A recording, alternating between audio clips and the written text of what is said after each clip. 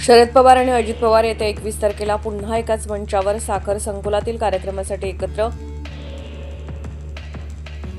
जालन्यात उदय सामंत आणि संदीपान भुमरे यांनी घेतली मनोज जरांगे यांची भेट. तिघांमध्ये चर्चा भेटीचं कारण गुलदस्त्यात. मुख्यमंत्र्यांकडून न्यायाची अपेक्षा ठेवणं हाच गुन्हा. नाशिकमधील निर्धार शिबिरात आदित्य ठाकरेंचा हल्लाबोल. सगळीकडे लाडका कंत्राटदार योजना राबवली जात असल्याची टीका. तीव्र उन्हामुळे काँग्रेसने नागपुरातील सद्भावना यात्रा अवघ्या 500 मीटरवर आटोपली. 500 मीटर अंतर पार करणे काही नेत्यांना ठरलं अडचणीचं. राजवाडा पॅलेसमध्ये सांगता सभा.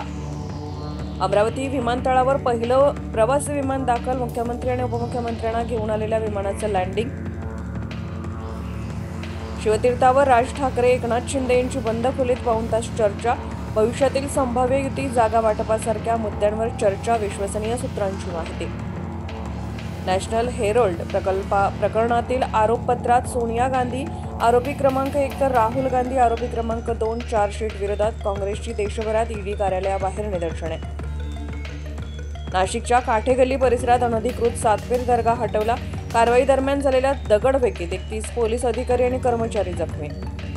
शिवरावरचं लक्ष दुसरीकडे वळवण्यासाठी नाशिकमधील दर्ग्यावर बुलडोझर. आदित्य ठाकरेंचा आरोप. महाराष्ट्राला अस्वस्थ ठेवण्यासाठी जातीय दंगली घडवल्या जात असल्याचा दावा. अहिल्यादेवी होळकरांच्या 300व्या जयंतीला अजित पवारांना बोलवणार नाही. भाजपा आमदार गोपीचंद पडळकर यांचा निर्धार. जयंती सोहळ्याचं शहांना निमंत्रण देणार असल्याची माहिती. कुणाल कामराच्या याचिकेवर हायकोर्टात सुनावणी. ज्याची बदनामी केल्याचा आरोप त्यांनी तक्रार केलीच नाही, त्यामुळे चुकीच्या पद्धतीने सत्तेचा वापर सुरूच. वकिलांचा युक्तिवाद.